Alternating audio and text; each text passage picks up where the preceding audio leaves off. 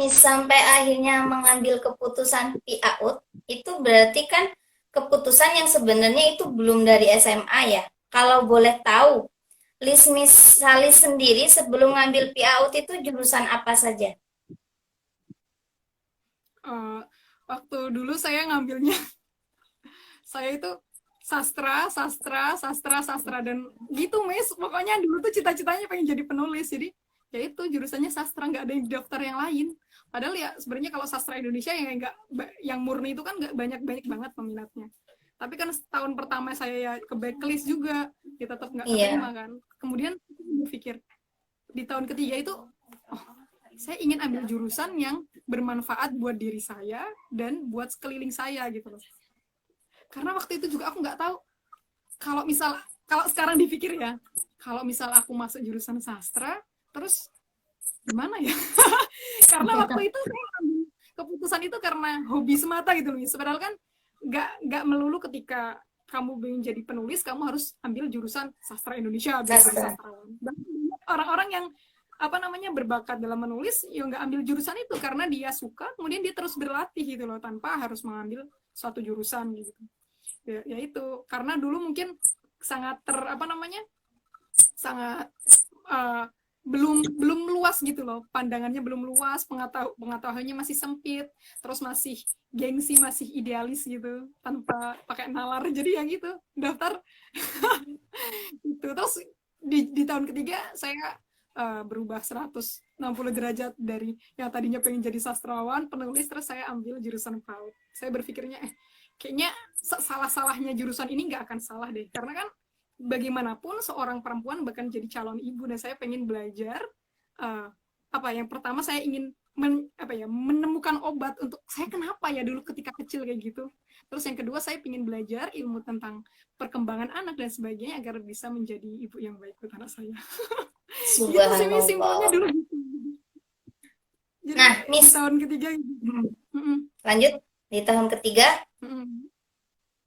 Di tahun ketiga kemudian saya memutuskan jurusan pertama yang saya ambil adalah apa namanya PIAUD di UIN Sunan Kalijaga, dan setelah itu nggak ambil jurusan yang lain gitu doang. Alhamdulillah keterima Oh, gitu. alhamdulillah. Miss kalau boleh tahu kan kalau SNMPTN itu kan ada Ya, batas tahun. Berarti Miss Salis masuk ke jurusan PAUD ini jalur apa? SBM atau reguler? pakai jalur PTKIN, jadi Oh, Universitas Islam PTKI. Negeri Indonesia Oh, yang gitu. UMPTKIN yang tulis itu berarti. Iya, Oh, iya yang Miss. tulis. Kan ada dua ya, ada SPAN sama ada UMPTKIN itu kan, Miss. Iya Miss. Lanjut, Miss. Iya benar. Kan skill Miss Salis sendiri itu kalau dari cerita Miss tadi, itu kan punya passion menggambar, punya passion menulis. Nah, ketika Miss Salis akhirnya memutuskan untuk mengambil PIAUD, apakah impian Miss menjadi seorang penulis itu tetap bisa terlaksana atau justru ada bonus-bonus lain seperti itu? Iya sih Miss. Eh, karena sering mengalami banyak kegagalan gitu ya Miss, saya semakin kayak semakin ter apa ya, terlatih untuk kemudian berpikir kadang tuh keinginan kita sebagai manusia yang menurut kita baik itu tuh nggak apa ya, kadang kita mikir oh ini yang terbaik buat saya gitu, ternyata Allah sudah menyiapkan rencana yang lebih baik buat kita gitu. Nah, kadang kita yang nggak, karena kita belum melewati itu kita belum tahu hikmahnya apa sih gitu. Nah, ketika sekarang saya udah lulus dari PAUD ini, sebenarnya malah saya menemukan oh sebenarnya saya kayaknya harus di sini deh, ini yang harus saya kembangkan gitu. Dari dulu saya yang merasa insecure dengan saya bisanya cuma gambar, atau saya nggak bisa kayak teman-teman saya.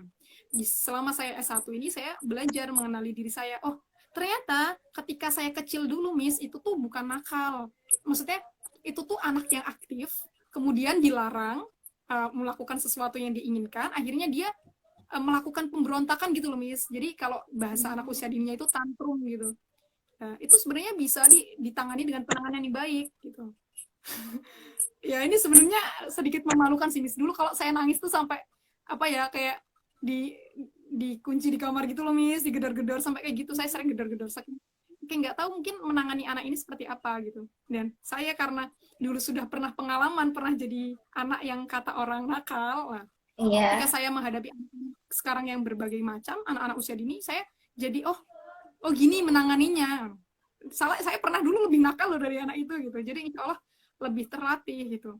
Dan untuk cita-cita saya sendiri, saya insya Allah sekarang akan nambah semangat untuk mengejar itu. Mungkin dulu saya cita-citanya pengen nulis novel, Miss. Nah, karena Ya, senang menggambar, siapa tahu bisa bikin cerita bergambar untuk anak-anak gitu. Yang itu juga punya nilai edukasi untuk pengembangan anak dan penanaman nilai-nilai nilai-nilai agama, nilai-nilai bahasa dan sebagainya. Kan harapan orang tua saya itu tuh dulu udah ngambil jurusan dakwah aja. Orang tua saya kalau ambil dakwah itu langsung bisa berdakwah mungkin kayak gitu ya dulu Miss.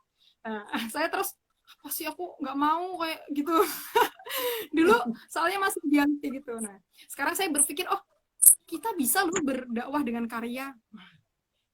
Kan sekarang hmm, anak muda nggak bisa kalau langsung di apa ya langsung terang-terangan gini loh gini dikasih pengertian yang saklek gitu. Kadang kita lebih menikmati belajar mungkin dengan film yang mendidik atau lewat media. Sekarang kan banyak media-media inspiratif itu sebenarnya malah yang diminati pemuda sekarang gitu. Nah, dan saya kemarin waktu skripsi itu menjadi jawaban saya sih Miss kayak selama saya S1 selama saya 8 semester itu kan semester 3 itu saya udah punya niat kayaknya saya ini deh. Jadi saya ketika semester 3 udah tahu besok skripsinya mau ambil metode penelitian apa nih gitu.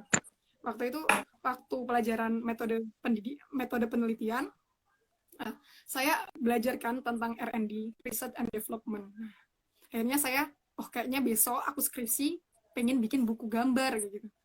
Terus akhirnya alhamdulillah kemarin waktu skripsi bisa terrealisasi gitu. Jadi judul skripsi saya menanamkan nilai agama dan moral melalui buku cerita bergambar gitu. Gitu dan berarti di sekarang proses itu juga berhasil saya jadi menjadi belajar ya Miss. berarti sekarang berhasil menjadi penulis dong, misalis. Ya semoga ini awal mula ya Miss ya dari perjalanan panjang ke depan. Tapi setidaknya ini menjadi obat untuk saya. Oh ternyata bisa loh Salis gambar itu bisa diapresiasi kok dengan ya mungkin dengan terus dikembangkan kayak gitu. Dan saya rasa ini bukan goal saya. Ini baru ibarat saya mengetuk dari dulu saya mencoba mengetuk banyak pintu dan ini perlahan pintu-pintu itu mulai terbuka gitu. Jadi saya akan insya Allah akan terus belajar untuk mengembangkan itu dan sebenarnya kayak ada motivasi tersendiri untuk uh, memberi apa ya untuk memberi pengertian ke orang tua saya bapak ibu bisa kok ini berdakwah lewat karya kayak gitu ya kan cita-cita saya juga ingin bisa berdakwah lewat karya kayak gitu dan bisa mengembangkan hal-hal itu untuk pendidikan anak usia dini gitu Miss. Miss, lanjut. Kan misalis tadi eh, mengatakan berdakwah dengan karya. Nah, berarti kan selama belajar di PAUD, misalis justru dapat paket banyak. Jadi bisa nulis, bisa berdakwah, bisa menggambar, dan bonusnya Miss sempat lomba jadi pemenang di lomba berkisah kan. Nah, ini bisa nggak dijelaskan Miss, apakah ada kaitannya dengan proses misalis sendiri selama belajar di PAUD sampai mendapatkan skill-skill yang mungkin tidak didapatkan di jurusan lain? Baik. Jadi di PAUD, khususnya di PAUD, di Pendidikan Islam Anak Usia Dini Win Sunan Kalijaga itu ada beberapa ekstra Miss. Ada ekstra bercerita atau berkisah, lalu ada ekstra apa lagi ya? Ada outbound. Jadi kita dilatih untuk bisa menjadi instruktur outbound untuk kegiatan anak-anak kayak gitu. Jadi ada banyak kegiatan. Nah, di tahun saya itu alhamdulillah masih baru dibuka ada pelatihan berkisah, jadi juru kisah gitu untuk bercerita untuk anak-anak. Nah, waktu itu saya semester 3, terus saya kok kayaknya menarik nih. Terus saya izin ke ibu saya sangat mendukung. Iya nak, coba aja ikut. Terus saya ikut. Waktu itu yang ikut sekitar ada orang berapa ya? sekitar orang 14 atau berapa gitu. Ada yang dari S2, ada yang dari S1. Di situ kita diajarin teori kan, Miss, diajarin teori, terus diajarin praktek, oh gini oleh beliau-beliau yang sudah biasa berkisah untuk anak-anak, kayak mungkin yang terkenal misalnya kayak Kak Kak Bimo. Nah, mungkin teman-teman tahu Kak Bimo, terus kalau saya belajarnya di Kak Ari dan teman-teman gitu. Di situ diajari, oh gimana teknik berkisah agar bisa menarik hati anak-anak, agar nilainya tersampaikan dan sebagainya. Setelah selesai, itu kan pendidikannya sekitar beberapa bulan waktu itu, kita diminta untuk bisa langsung bercerita. Waktu itu awal mula prakteknya itu di TPA Miss, jadi diminta untuk bercerita di TPA. Tapi ya saya melihat itu seperti seleksi alam, Miss, dari berapa belas orang itu yang bisa bertahan atau bisa terus berlatih itu hanya bisa dihitung jari, hanya 1, 2, 3 gitu. Yang lain itu kadang malu untuk praktek, nggak mau mencoba seperti itu. Nah, saya didorong terus oleh waktu itu dosen saya mendukung, ayo Salis, kamu ini ya di sini. Saya sering, ini ada acara seminar di kampus, kamu isi dulu sebelum acara seminar dimulai. Ini saya sering banget jadi Miss, diminta oleh dosen gitu loh untuk ngisi untuk ini kayak penampilan mahasiswa kayak gitu, dan itu terhitung sering banget. Waktu itu saya malu gimana, gemeteran ya Miss ya awal-awal, tapi tekad saya itu perintah guru saya harus menaatinya, saya harus mencoba itu, dan ya bismillah, karena dulu udah sering gagal ya Miss ya, jadi saya ngerasa ya nggak apa-apa diketawain misalnya, ya nggak apa-apa, bismillah, yang penting dicoba gitu. Alhamdulillah dari latihan sering tampil itu jadi mulai percaya diri. Jadi sekarang kalau tiba-tiba suruh dipanggil cerita, udah siap kemana siap gitu. Jadi saya ingat banget ketika dulu itu awal saya tampil, saya udah pakai baju berkisah gitu, pakai gaun gitulah, terus sudah mau bercerita. Itu waktu itu ada kunjungan dari mana ya, IAIN, pokoknya IAIN Staipa dari Pati gitu ya. Terus dari dosennya, terus dari teman-teman itu tuh bawain terong, pokoknya bawain yang khas daerah situ buat oleh-oleh para dosen gitu. Saya masih ingat banget ketika saya awal ngisi-ngisi itu nggak dikasih nasi kotak Miss, dibawain terong, ini Salis bawa pulang.